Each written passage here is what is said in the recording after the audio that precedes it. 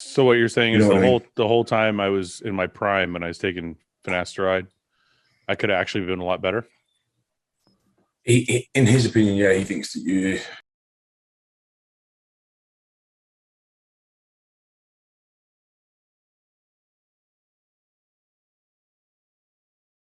What's up guys, Derek, moreplaysmoredates.com. Today we are going to be reacting to a clip from the Fouad Abiad podcast. So in this podcast, there was a section about finasteride's effect on muscle growth and specifically in enhanced bodybuilders. So, expectedly a bunch of people tagged me in it, sent me it over DMs and whatnot. And here we are to react to it and give factual information on if this is what they elaborate on is actually the case or not.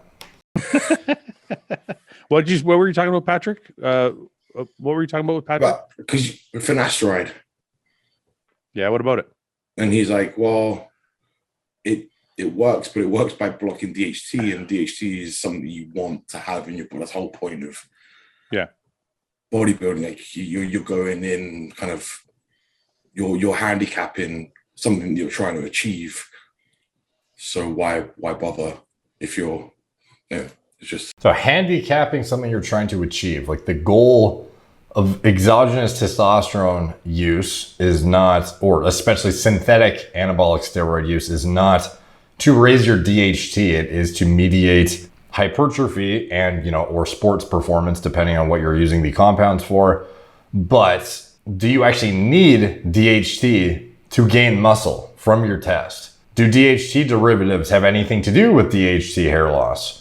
These are things we're going to get into after they detail, their points here a bit more. So what you're saying is the whole time I was in my prime and I was taking finasteride, I could have actually been a lot better. In his opinion, yeah, he thinks that if you think about it, So before he gets going here, I can tell you right now, it made no fucking difference.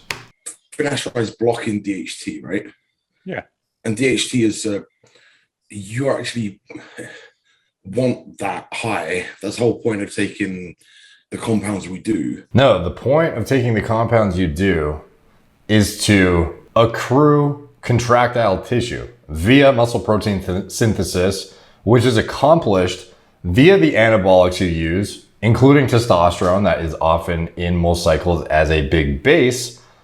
But what's getting the anabolic activity? Is it the DHT component of the test? No, in fact, that is the most viralizing component, the most androgenicity deriving component of it, but it has no net impact on muscle growth at the end of the day. Now, obviously, you could argue that some of the neurological adaptations that come along with higher DHT levels indirectly might help you gain more muscle. But as far as graded dose response studies using not even just finasteride, dutasteride, wiping out DHT to fucking nothingness with exogenous T in there and graded dose response, you see no actual difference in muscle growth outcomes. So I'll get into it in a sec. Yeah. And then you're taking something to bring that level down. It's almost like a 2 steps forward, 1 step back kind of thing for the sake of hair. So just to clarify, the only thing you would be using as a bodybuilder that increases DHT is testosterone. Every other compound that was created deriving from testosterone is made either as testosterone derivative, it's derived from its base molecule and it's been tweaked and modified accordingly, or they take 5-alpha reduced DHT molecule and then tweak and modify that to make DHT derivatives, but those DHT derivatives have nothing to do with DHT. They don't convert into DHT. They're not substrates for 5-alpha reductase. They're already 5-alpha reduced inherently from the base structure. They're all derived steroids, all anabolic androgenic steroids are designed to be more anabolic and less androgenic than the base hormone that they're derived from. And that is the whole point of the clinical development of them to begin with. Decades ago, it was not to be shittier than test in a androgenicity context, because they wanted to use this shit in women and children, like things like even trenbolone was used in women historically. What's the likelihood that that is going to be fucking 5 times more androgenic than test and it's used in women? Like, do you think that drug developers spending millions of dollars to develop this shit, and doctors that are prescribing these drugs to patients are choosing something more androgenic than the most primitive fucking compound in existence and then prescribing it to females for muscle wasting and shit? Like, no, obviously not. So testosterone derivatives, DHT derivatives, 19-nor derivatives, none of those things convert to DHT and are as bad as DHT in a androgenicity viralizing, context. And DHT inherently is going to be the thing that drives a lot of masculinization in the body and drives certain neurological processes and whatnot. So it's like, what does DHT do in a bodybuilding context? I'm not saying it's a bad hormone, you don't want it. I'm just saying, like, obviously in a hair loss context, there's a reason for decades. It's been a tried and true pharmaceutical intervention that's been, fairly well tolerated. I'm not trying to argue its efficacy to side effect profile necessarily in this video. I'm just trying to explain why people use it. It is because DHT seems to be the most related hormone to hair loss historically. Like we see pseudohermaphrodites with gene mutations in the genes that encodes for 5-alpha reductase, ending up with no hair loss because of total lack of DHT production, things of this nature. And then introducing 5-alpha reductase inhibitors seems to, basically halt hair loss in individuals with natural endogenous testosterone production as a result of inhibiting that production of DHT. So when you have even all that testosterone, but very minimal DHT, you have your hair loss fucking stunted. Just goes to show how problematic DHT is in a hair loss aspect. Now, obviously, this is not factoring in whatever cascade of events DHT might be related to, but in general, this is the most effective medication for halting hair loss in its tracks and trying to imply that you are going to get subpar bodybuilding outcomes if you use it is just fucking silly. Like, look at Ian Valier. I think that's how you say his last name. Last I looked at his Instagram, it was literally fucking spelled out so you don't screw it up. Ian Valier. If that's not correct, I'll have to look it up again next time, but I think I got it right. But he's been on finasteride since like his early 20s or whatever. And it's the being proactive is the fucking move when it comes to this stuff. I'm not trying to say you should do it or you shouldn't do it, but at the end of the day, recovering what you've lost ground is way fucking harder to make up than preventing loss to begin with. So he's been on it, and has it hindered his bodybuilding outcomes whatsoever? No. So not only anecdotally do we see fucking countless cases of individuals not having their performance inhibited. Now, I'm not trying to say in certain sports it might not be problematic to have your DHT inhibited. I can't say for certain, but from a pure muscle building aspect, even in enhanced individuals using super physiological amounts of testosterone has no fucking difference whatsoever. And yeah, we see this clinically too. There's not very many studies assessing dose response to testosterone in super physiological dosages, but it just so happens that the most highly referenced and useful one of all also looked at the effect of literally dutasteride effects on muscle and strength with graded dose response to testosterone in super physiological concentrations. So not only are we looking at, we're looking at total inhibition of DHT here, not finasteride, which is inhibiting, 40, 50, 60% if you're using the hair loss dose, and upwards of 70% if you're using the ProScar 5 milligram benign prostatic hyperplasia dose. But we're using dutasteride, which totally wipes you out. And you see here, 8 treatment groups received 50, 125, 300, or 600 milligrams of test for 20 weeks, or a placebo, or 2.5 milligrams per day of dutasteride, which is a fuck ton. This is literally nuking you to baby female non-existent DHT level territory. They assessed primary outcomes with changes in fat-free mass, changes in fat mass, muscle strength, sexual function, prostate volume, sebum production, hematocrit, and lipid levels. Conclusion: changes in fat-free mass in response to graded testosterone doses did not differ in men whom DHT was suppressed by dutasteride, not just finasteride, dutasteride. And this is enhanced individuals. Keep it in mind. 600 fucking milligrams, bro. Suppressed by dutasteride for those treated with placebo, indicating that conversion of testosterone to DHT is not essential for mediating its anabolic effects on muscle. And we see here in the strength outcomes, if we go down a bit, They talk about some of the safety of 5-alpha reductase inhibitors, non-steroidal SARMs, predicated upon the supposition that 5-alpha reductase reduction is not, or 5-alpha reduction is not essential for mediating androgens' effects on muscle mass and strength and sexual function. We see here fat mass, leg press, and chest press strength. We see the ways they measured it. Strength was reassessed, blah, blah, blah. And what they end up finding out, indeed, is that leg and chest press strength increased dependently by dose in the placebo and dutasteride groups. Increases in leg press and chest press strength were greater with larger doses and higher concentrations of testosterone. These relationships did not differ between the placebo and dutasteride groups. So that means the individuals who were on testosterone, like at super physiological quantities, regardless if they were inhibiting DHT or not, had the exact same outcomes on muscle strength. So not just in a muscle mass context, but in addition, strength, not impaired whatsoever.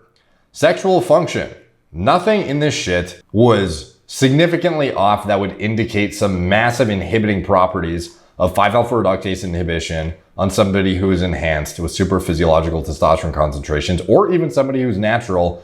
Obviously, you're going to encounter more issues the more natural you are when it comes to wiping out DHT, and especially when you're getting into the realm of DHT binding to SHBG with a 5 times higher affinity than testosterone, all of the natural implications of wiping out your most androgenic hormone in the body.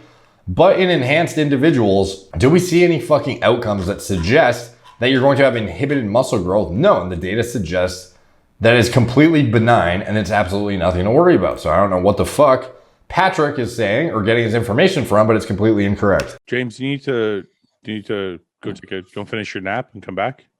No, I'm just listening to the conversation. You look really tired. I am tired. I'm fucked. I'm well tired. What's going on? Why are you so tired? It's because I just had a long day yesterday. It was a long day for me yesterday. It's probably the finasteride, bro. That's why you're so tired. I was out all day, so it just fucked me up. Do you want to film this thing a different time? No, I'll wake up in a minute. I literally just woke up. That's why I look like this. I'm listening anyway because I like this conversation. Coffee because I've had this conversation with Pat myself. You need a coffee. Yeah. So so you're not taking finasteride, James? What is that? All the hair product you're taking that you showed on your Instagram? No, I do take finasteride. Oh, you do take finasteride. Yeah, one thing you'll notice is James has actually started regrowing his hair. You know, seemingly out of nowhere, he's been a cue ball for a while, and now all of a sudden he's getting, some hair back. And obviously he's not going to get back to like fucking, teenage model level Norwood Zero territory, but that's why you don't let it get to that point before you introduce a hair loss prevention regimen. Yeah, you can regain some fairly significant ground, but it is way fucking harder to recover lost ground than it is to prevent you from losing it in the first place, which is why I always suggest being proactive. I do. And I said, oh, well. Yeah. It doesn't seem to be slowing you down. No, I'm like fucking 297 pounds, probably better than I've ever looked. So I'm like. So James is better than he's ever looked. Ian's better than he's ever looked. And they're both on finasteride. But Patrick is here saying it's going to fuck up your bodybuilding outcomes, and Fouad would have been better if he didn't use finasteride for like a fucking fraction of his career. Do you know what I mean? It's like the ratio of block versus... It's like anything, isn't it? There's still some DHT somehow doing something somewhere. It's not totally not... Yeah. It's not actually blocked 100%. Yeah. Yeah, but it's like most of the good thing about finasteride, at least relative to dutasteride, is it's not really inhibiting the isoform that is most active in the brain. So you are mostly getting localized activity on the scalp, as well as the prostate, as well as any other androgen affected tissue that is dense with 5-alpha reductase enzymes. But in general, you're looking at prostate and scalp. And, with the brain, obviously there is definitely concern when it comes to certain neurological outcomes when it comes to finasteride use in some individuals. But for most people who are enhanced, it's going to be so benign and undetectable that the chances of you having a significant side effect when you're backfilling the fuck out of androgen pathways with manual fucking exogenous hormones, it's like how common is it? It's extremely uncommon even in natural individuals, let alone in enhanced guys. It's like, unheard of. Now, of course, when you're inhibiting the production of things like allopregnanolone and things downstream like that, you start to get into a bit different territory. You might wonder, is it, making me a bit more anxious? Is it making my sleep quality a bit worse? And maybe down the line that might fuck up my bodybuilding a bit or something. That's stuff that think about it, but at the end of the day, it's going to be so negligible from what I've seen that it's going to make no fucking difference. And the amount of, I don't know, increased confidence and or stress that you avoid by not losing your hair is probably going to outweigh that. I'm not saying you should or shouldn't do it. I'm just saying that's what I kind of gather based on the clinical data available, as well as the anecdotal reports over the years. And, when he's saying there's enough DHT to do what it's supposed to do, it's like, in what, dude? Like, it's like totally deactivated in muscle tissue to the point that it's basically fucking irrelevant for anabolic outcomes. What it's doing in your brain, yeah, that's why finasteride is like a superior 5-alpha reductase inhibitor to something that's more broad spectrum brute force approach like dutasteride, although dutasteride is definitely edges out finasteride in efficacy for hair loss. It's also far more likely to cause side effects. So finasteride is a superior drug in the overall tolerance relative to effects aspect.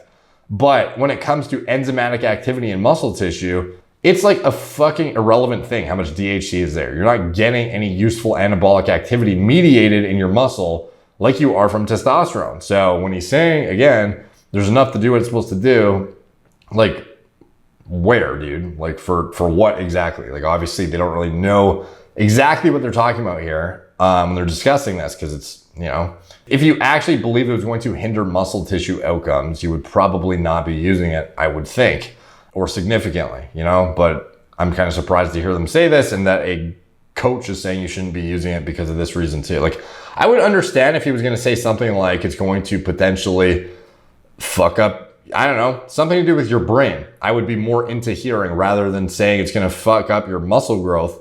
Makes no sense. So it's like, I'm like, okay, well, there's enough getting through to do what it needs to do. I'm getting a lot of anabolic properties to still build muscle. I'm not. That's the thing. There is no anabolic properties. I don't really moan about it. Yeah. But Pat is a man of percentages, and he would always opt for an extra percent. So he would say, look, realistically, if you do want to eke out an extra pound or two of muscle, then the clue could be by removing the finasteride. But then it's down to preference, isn't it? Because it's your own body, isn't it? So can I ask you, James, is that why are you taking the finasteride? Because are you trying to keep the hair you have, or what is it? Yeah, just because I like this little bit I've got. I just grew it weren't even growing when I weren't taking the finasteride at all. Like, I literally couldn't even grow the front bit. Yeah. And like, I'm living a life where I want to be comfortable in my own fucking skin. Yeah. And here he is explaining why it's why he feels that it's worth doing. He wants to be comfortable in his own skin. He wants to, keep what he has or, improve upon it. And, there's going to be guys in the comment section who are like, just shave it, bro. Just fucking blast your face off and it doesn't matter. Just get rid of it. You should be fine with it. This fucking massive 300-pound bodybuilder who was literally fucking scalped is talking about how he wants to recover a bit and feel better about himself. So if he wants to do that, why the fuck shouldn't he be able to without people saying dumb shit? And he's not going to hinder his bodybuilding outcomes at all. I'm around friends and I listen to people and what they do, and sometimes I'm like, fuck it, I'll give something a go. And obviously Ian's always been using it, and Ian's top 7 in the world. And I'm like, yeah, could he be better? Could Ian be like, say, % better for not using it? Maybe, yeah. But like I say, but life is about feeling comfortable in your own skin, and I take enough drugs, so I don't mind throwing an extra one in. For what it's worth, I didn't think it ever hindered me at all, but I do understand what Ben. What you're saying. I get what Patrick says as well. I absolutely do. Yeah, I do, but yeah, I don't know why they just like blindly support what Patrick says as if it's like factual. It's like, what was that based upon? Like, all the many bodybuilders who like took finasteride and started experiencing like hindered outcomes, there's fucking zero, dude. Like, how many did? If it wasn't in a neurological aspect or like the most fucking rare of a sexual performance aspect, which I can't imagine would ever happen on a guy who's on fucking grams of shit. But anyways, yeah, like, clinically, we don't see it. Anecdotally, we don't see it. In enhanced guys, and in natural guys, you don't really see it either. But of course, the prevalence of side effects is going to be more substantial in individuals that have higher SHBGs, lower DHT relative to their free and total T. That is basically picking up the slack, shit like that. It's like, logically, it makes sense, but then it's like James said, this is a decision that you make personally. Exactly. We all do that with everything. Like, do I want to take steroids in the first place? Like, it's a decision in what you want to do. So absolutely. Ben, well, you still have your hair. Are you taking finasteride or no? No, I consider I got some because I'm going a little. I mean, I'm going a little bit up here. It goes fast. If it goes fast when it starts to go. He's got a lot. It's like, wow. James is like, fuck you, dude. I wish I had it's that. Really, no, the problem is mine's like really thick back here, like fucking thick. Yeah, it starts to pull from the front. It's not so thick here anymore. Yeah. And I convinced myself for years, I'm like, oh, it's always been that way. And I looked at old pictures, I'm like, it's not always been that way. It's definitely fading. So, or your forehead's growing from taking GH. Yes, the distance between eyebrow and hair is growing. It's the hairline. The hairline is getting like less dense at the front. Yeah, I hear that. Like as in, not the hairline's moving back. The hairline's still there, but the first inch is now. It's like a bit, It's like a row of soldiers in a war film. Yeah, I was just thinking that it's been thinned out a little. The first row have taken the first bullets. They're all... Yeah, all those arrows have come and just shot down, like thinned out the herd a little bit. Yeah.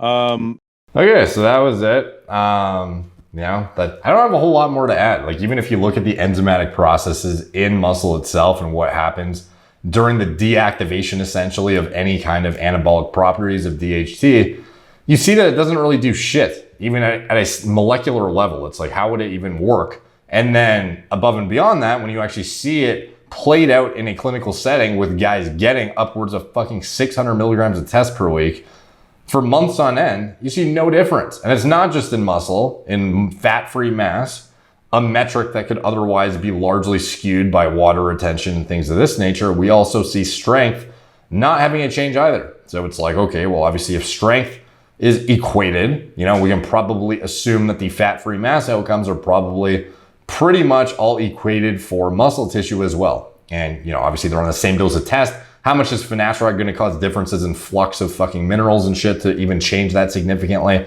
Not really at all. Like, these are legitimate comparisons, and wiping out DHT to literally zero with 2.5 milligrams of dutasteride still did absolutely nothing. So 1 milligram of finasteride, which is leaving a residual, extra 40% of your DHT, a lot of that being in your brain, is not going to be an issue, in my opinion, for majority of people, especially enhanced bodybuilders. So if you're worried about this, I don't know why the fuck Patrick is spewing this. Like, I would love to see the data to reinforce his statements, or maybe he didn't even say that and that guy is just taking him out of context. But at the end of the day, it is not true. So that is, my expected rebuttal, I would think, that a lot of you guys tagged me probably thought I was going to come up with. So hope you guys enjoy that. Maybe you learned something. Thank you for watching. Like, subscribe, check out my blog, moreplates.com. Follow me on Instagram at moreplates, Facebook, Snapchat, Twitter, TikTok, Apple Podcasts. If you want to support the channel, you can check out anything I'm associated with in the video description below. My TRT clinic, it's all telemedicine from the comfort of your own home. We have pharma-grade hair loss medications there as well as qualified doctors I've vetted myself who can oversee your care for hormone replacement therapy, any kind of medical intervention that may be warranted, but above and beyond that, having high quality oversight from individuals who actually know how to interpret blood work and know what diagnostics to order you is of critical importance. So you don't end up with some, guru who is telling you to do stuff based upon what exactly. So anyways, that is, I'm not, by the way, me saying that isn't taking a shot at Patrick as like a guru or something. I'm just saying, like, actually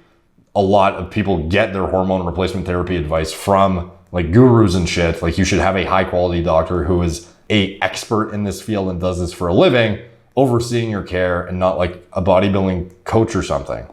Not just Patrick, I'm just saying in fucking general. So I think it's pretty obvious having a actual licensed professional to oversee your care. But again, not finding a cookie cutter one at one of these other HRT clinics that is just going to throw you on 200 mgs of test, 150 mgs of test, here's your anastrozole, here's your HCG, get the fuck out, to make their margins of medications. Rather, you want a clinic that is actually going to make its margin on its care as well, not just on over hiking the price of medications, because we actually give a fuck, We actually want, like, if you come in, you don't need HRT, you're not going to be forced on it. You can actually get lifestyle suggestions and dietary intervention changes and whatnot that are going to be things that are suggested before you get thrown on hormones, if it's something that is deemed to be the first suitable approach to rectifying some sort of deficiency or imbalance you may have that may not even warrant hormones to begin with. So if you want high quality oversight, like I said, Diagnostics, lab work interpreted by professionals. Check that out in the video description below. As well as Gorilla Mind, nootropic formulas, Gorilla Mode, pre-workout formulas, and design myself from scratch. Anything else I'm associated with, it's all in the video description below. Thank you guys for watching. Talk to you soon.